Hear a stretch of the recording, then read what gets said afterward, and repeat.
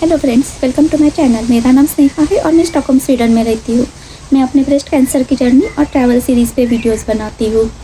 मैंने अपने last video में मेरे कीमोथेरेपी के साइड इफ़ेक्ट के बारे में बोला था और उसमें मैंने अपने कीमोथेरेपी के बाद मेरे लीवर के एंजाइम्स बढ़ गए, उसके बारे में बात की थी। आज मैं कीमोथेरेपी के दूसरे साइड इफ़ेक्ट्स के बारे में इस वीडियो में बात करूँगी। तो मेरा जो कीमोथेरेपी का ट्रीटमेंट का प्लान था उसमें 12 पैक्लीटैक्सेल कीमोथेरेपीज शामिल थे। हर एक वीक में मुझे कीमोथेरेपी देने वाले थे 12 वीक्स के लिए।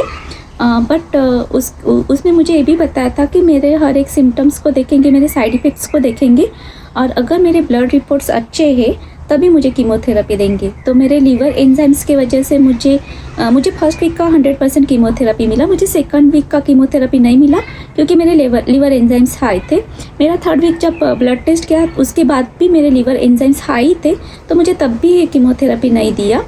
बट और एक बात थी कि मेरा हर एक कीमोथेरेपी के बाद मेरे ऑन्कोलॉजिस्ट के साथ अपॉइंटमेंट थी ये देखने के लिए कि मेरे साइड इफ़ेक्ट्स क्या क्या है, मुझे कीमोथेरेपी के बाद क्या क्या साइड इफ़ेक्ट्स हो रहे हैं और उसके लिए उसको ओवरकम करने के लिए कुछ प्रिस्क्रिप्शन देंगे, मुझे इसे बताया था। तो जब मेरा फर्स्ट कीमोथेरेपी हुआ और उसके बाद जब मेरा ऑन्कोलॉजिस्ट के साथ अपॉइंटमेंट था तो हम लोग ऐसे सिम्टम्स सारे डिस्कस कर रहे थे।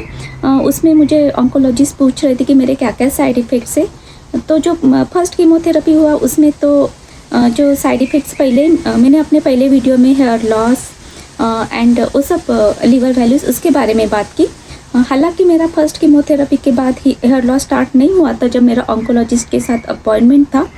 तो मेरे जो साइड इफ़ेक्ट्स थे उसमें मुझे बहुत ही ज़्यादा थकान थी, मसल पेन था। कीमोथेरेपी के थर्ड या फोर्थ दिन I was not able to walk.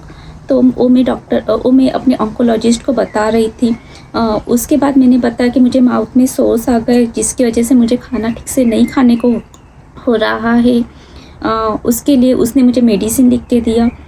उसके बाद और एक साइड इफ़ेक्ट था कि मेरा स्टूल लूज़ हो रहा था, मुझे डायरिया हुआ था। तो ऑन्कोलॉजिस्ट ने बताया कि कीमोथेरेपी के दरमियान लूज़ मोशंस होना अच्छी बात नहीं है क्योंकि कीमोथेरेपी के लिए बॉडी को बहुत ज़्यादा ऐसे एनर्जी लगता है और बॉडी हाइड्रेट होना बहुत ज़रूरी है। तो उसने मुझे उस पर मेडिसिन दिया और मुझे बताया कि ये मेडिसिन लेना बहुत इम्पॉर्टेंट है, अदरवाइज़ मेरी बॉडी कीमोथेरेपी सहन नहीं कर पाएगी। तो ऐसे बात हुई। उसके बाद ऑन्कोलॉजिस्ट मुझे और बोल रही थी कि जो भी सिम्टम्स है, मुझे जो भी कुछ नया है ऐसे लग रहा है कि अभी अभी हुआ है वो बताओ, बिकॉज ये बहुत ज़रूरी है कीमोथेरेपी के हर एक साइड इफ़ेक्ट्स को देखना। ऐसे जब ऑन्कोलॉजिस्ट बात कर रही थी तभी मुझे याद आया कि मेरे 2 दिन से मेरे लेफ़्ट हैंड में यहाँ पे पेन हो रहा था। मैं ऐसे सोच रही थी कि वो मैं बताऊँ या नहीं क्योंकि मैं उसे कुछ सीरियसली ले नहीं रही थी। बट सिंस मुझे ऑन्कोलॉजिस्ट बहुत पूछ रही थी कि छोटा पेन या कुछ भी हो तो बता, तो मैंने उसे बोला, मतलब हमारा एक्चुअली पूरा अपॉइंटमेंट ख़त्म हो गया था and the last time when she asked और कुछ सिम्टम्स या मतलब है क्या करके, तो तभी मुझे ऐसे और उसने पेन वर्ड यूज़ किया, कहाँ पे पेन है क्या वगैरह। तो तभी मुझे याद आया कि मेरे हाथ में पेन है करके, लेफ़्ट हैंड में।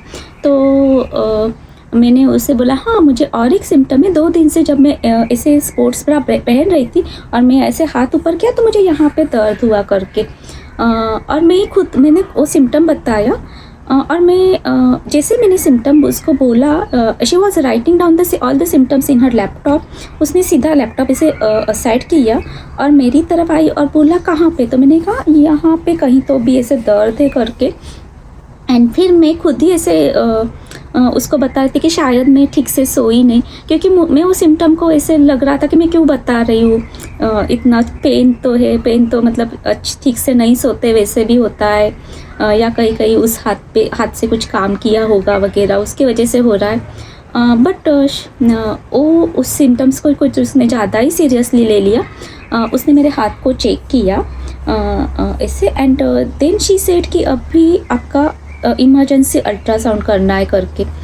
एंड मुझे तो कुछ समझ में नहीं आता क्योंकि जो सिम्टम मैं शायद बताने भी नहीं वाली थी उनको साइड इफ़ेक्ट, उसको वो इतना सीरियसली ले रही है, मुझे कोई समझ में नहीं आ रहा था।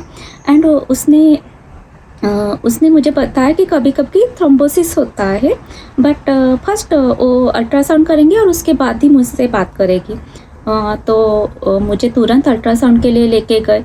अल्ट्रासाउंड करते टाइम उन्हें यहाँ पे एक छोटा सा ब्लड क्लॉट मिला, जो कि अराउंड 1 सेंटीमीटर साइज़ का था।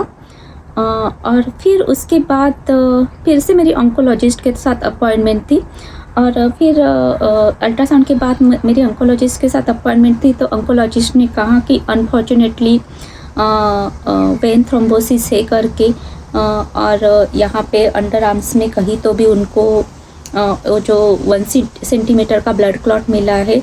एंड ऑन्कोलॉजिस्ट वाज लाइक कि एक बहुत मतलब ब्लड क्लॉट मिला, वो बहुत अच्छी बात है। और मैंने वो सिम्टम बताया, वो दैट इज़ वेरी मतलब वो बहुत में शी वॉज लाइक कि मैं लकी हूँ क्योंकि मैंने वो सिम्टम्स बताया, उन्होंने टेस्ट किया और उनको तुरंत वो मिल गया। अदरवाइज़ कभी कभी उससे हार्ट अटैक आता है क्योंकि हार्ट को ब्लड का फ्लो नहीं होता है, या बहुत मतलब ऑक्सीजन कम हो जाता है बॉडी में, तो ऐसे और उसके वजह से मौत भी हो सकती है। तो शी वॉज लाइक कि वो बता के मैंने बहुत अच्छी बात की। एंड उसने कहा कि अभी उन्होंने देर आर मतलब आइदर सर्जरी से वो रिमूव कर सकते हैं या फिर मुझे ब्लड थिनर देंगे करके। तो फिर डिसीजन ले लिया गया कि मुझे इनोहॉप देंगे। इवन दो इनोहॉप लीवर को थोड़ा सा लिवर वैल्यूज़ पे उसका अफेक्ट होता है, मेरे लिवर वैल्यूज़ पहले से ही ज़्यादा थे, तो इनोहॉप लेके वो और ज़्यादा बढ़ सकते हैं। वो भी वो बहुत सोच रहे थे, but since it's very important कि मेरा ब्लड थिन करना बहुत इंपॉर्टेंट है, अदरवाइज ये जानलेवा कंडीशन हो सकता है। तो उन्होंने मुझे तुरंत मेरा ब्लड थिनर स्टार्ट कर दिया और मुझे बताया कि मुझे हर एक दिन 4 महीने के लिए पेट में एक इंजेक्शन लेना पड़ेगा इनोहॉप का।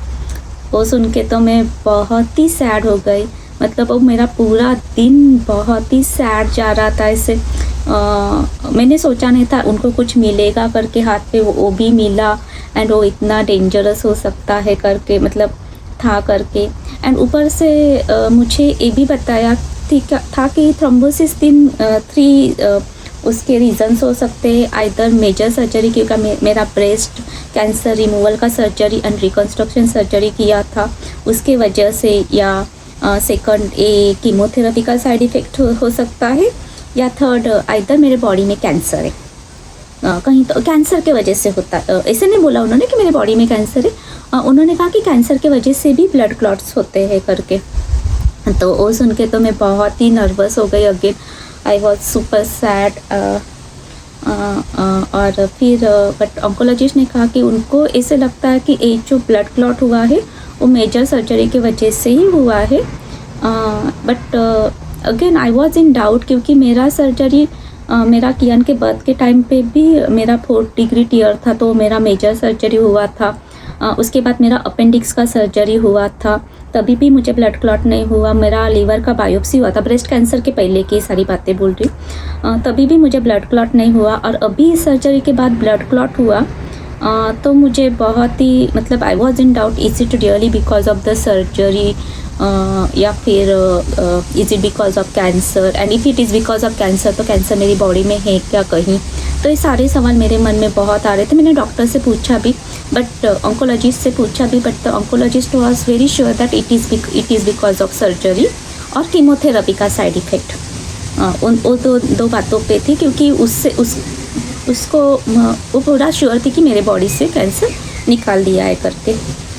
तो देन उसका ऑन्कोलॉजिस्ट के अपॉइंटमेंट के बाद मेरा तुरंत अगेन मेरे कॉन्टैक्ट नर्स के साथ अपॉइंटमेंट था, मुझे ये बताने के लिए कि इंजेक्शन्स कैसे लेना है, मुझे हर दिन कितने बजे लेना है। तो मुझे फिर बताया गया कि मुझे हर दिन इंजेक्शन्स मेरे बेली बटन के 1 सेंटीमीटर नीचे आइदर लेफ्ट, अगर मैंने एक दिन लेफ़्ट साइड पे लिया तो सेकंड टाइम मुझे राइट साइड पे लेना है। 30 डिग्रीज़ का एंगल, 30 या 45 डिग्रीज़ का एंगल करके डालना है नीडल को, थोड़ा सा पकड़ के देन नीडल को डालना है एंड खुद को इंजेक्ट करना है। पहले मुझे इंजेक्शन से बहुत डर लगता है, अभी ये मुझे हर दिन लेना पड़ेगा। और विवेक भी मेरे साथ थे, मेरे नर्स ने विवेक को भी बताया, so that Vivek can give me the injections. तो ऐसे था एंड यस वो दिन इतना बुरा जा रहा था। मैं पूरे टाइम घर में आते टाइम कार में पूरा टाइम रो रही थी। पहले कैंसर का डायग्नोस, फिर कीमोथेरेपी के साइड इफ़ेक्ट्स, लिवर डैमेज, एक के बाद एक आ ही रहा था। ऐसे कहीं तो ऐसे लगने रहा था कि कुछ जल्दी ऐसे यहाँ से निकलने वाली हूँ करके मैं तो पहले ऐसे लग रहा था कि जल्दी सब कुछ ख़त्म हो जाए, सारे ट्रीटमेंट्स, बट ऊपर से ट्रीटमेंट्स ऐसे बढ़ ही रहे थे। उस जो स्किन का एलर्जी था या बहुत कुछ ऐसे हर दिन कुछ नया हो रहा था, हर दिन कुछ नया पता चल रहा था, हर दिन कुछ नया लेना है, नया मेडिसिन लेना है। और उस मेडिसिन का मेरे लीवर पे उसका डैमेज भी हो रहा था और उसके वजह से मेरा कीमोथेरेपी पोस्टपोन हो रहा था। तो वो सब ऐसे सोच के बहुत ही अपसेट थी। जब मुझे कैंसर का डायग्नोस मिला आई वॉज वेरी स्केयर्ड। बहुत मतलब आई वॉज स्केयर्ड। बट जब मुझे जब ये थ्रोम्बोसिस मिला, वो दिन तो शायद बहुत ही मेरा बुरा गया, क्योंकि मुझे बहुत सारे दिन मन में ख्याल आ रहे थे उस दिन। और सबसे बड़ा तो ये था कि अगर ये कैंसर के वजह से थ्रोम्बोसिस हुआ है, ब्लड क्लॉट्स हुए हैं, तो अभी मुझे मतलब क्या करेंगे, कैसे करेंगे, तो वो सब सोच रही थी। अभी मैं अपने नेक्स्ट वीडियो में बात करूँगी कि मुझे जब 4th वीक में, मतलब कीमोथेरेपी के 1st वीक में मुझे 100% कीमोथेरेपी, 2nd 3rd वीक में नहीं मिला, 4th वीक में मुझे 50% कीमोथेरेपी देने का सोचा, देने का मुझे रिकमेंड किया because of my liver enzymes. और उसके बाद मुझे क्या सिम्टम्स हुए, मेरा कीमोथेरेपी क्यों डिसकंटिन्यू करना पड़ा, उसके बारे में बात करूँगी।